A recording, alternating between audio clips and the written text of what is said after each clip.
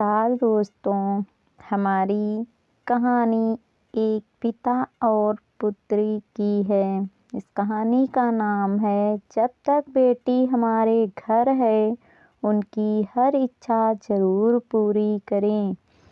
5 साल की बेटी बाजार में गोलगप्पे खाने के लिए मचल गई। किस भाव से दिए भाई? पापा ने सवाल किया। 10 रुपए के 8 दिए हैं, गोलगप्पे वाले ने जवाब दिया। पापा को मालूम नहीं था गोलगप्पे इतने महंगे हो गए हैं। जब वे खाया करते थे तब तो 1 रुपए के 10 मिला करते थे। पापा ने जेब में हाथ डाला, 15 रुपए बचे थे। बाकी रुपए घर की ज़रूरत का सामान लेने में खर्च हो गए थे। उनका गांव शहर से दूर है, 10 रुपए तो बस किराए में लग जाने हैं। नहीं भाई, 5 रुपए में 10 दो तो ठीक है, वरना नहीं लेने। यह सुनकर बेटी ने मुंह फुला लिया। अरे अब चलो भी, नहीं लेने इतने महंगे। पापा के माथे पर लकीरें उभर आईं। अरे खा लेने दो ना साहब, अभी आपके घर में है तो आपसे लाड़ भी कर सकती है। कल को पराए घर चली गई तो पता नहीं ऐसे मचल पाएगी या नहीं, तब आप भी तरसेंगे बिटिया की फरमाइश पूरी करने को। गोलगप्पे वाले के शब्द थे तो चुभने वाले, पर उन्हें सुनकर पापा को अपनी बड़ी बेटी की याद आ गई, जिसकी शादी उसने 3 साल पहले एक खाते पीते पढ़े लिखे परिवार में की थी।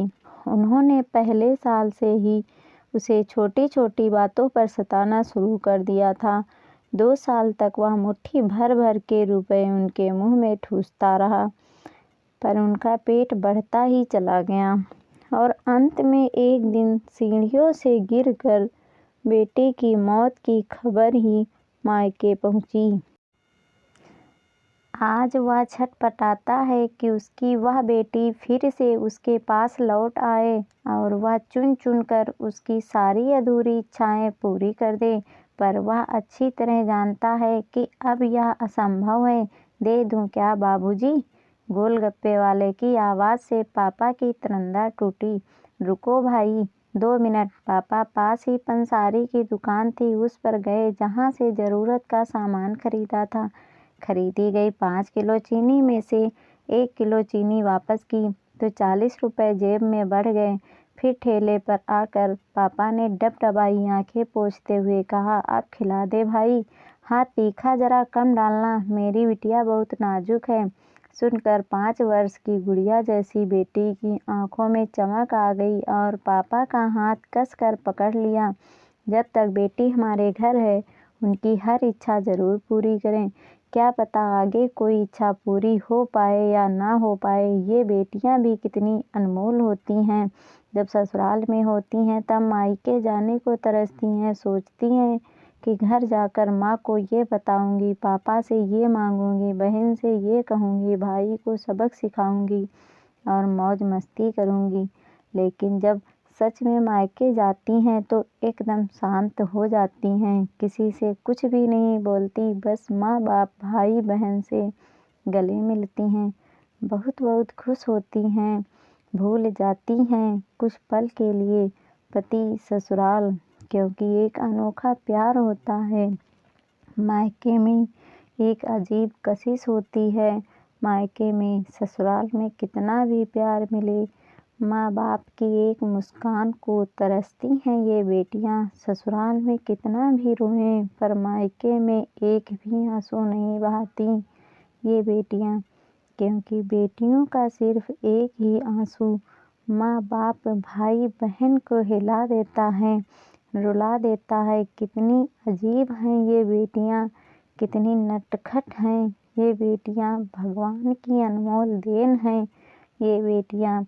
हो सके तो बेटियों को बहुत प्यार दें, उन्हें कभी भी न रुलाएं, क्योंकि ये अनमोल बेटी 2 परिवार जोड़ती हैं, 2 रिश्तों को साथ लाती हैं।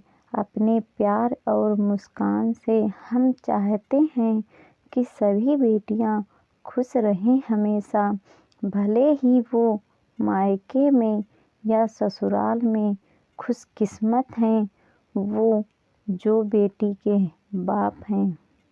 उन्हें भरपूर प्यार दें, दुलार करें और यही व्यवहार अपनी पत्नी के साथ भी करें, क्योंकि वो भी किसी की बेटी है और अपने पिता को छोड़कर आपके साथ पूरी ज़िंदगी बिताने आई है।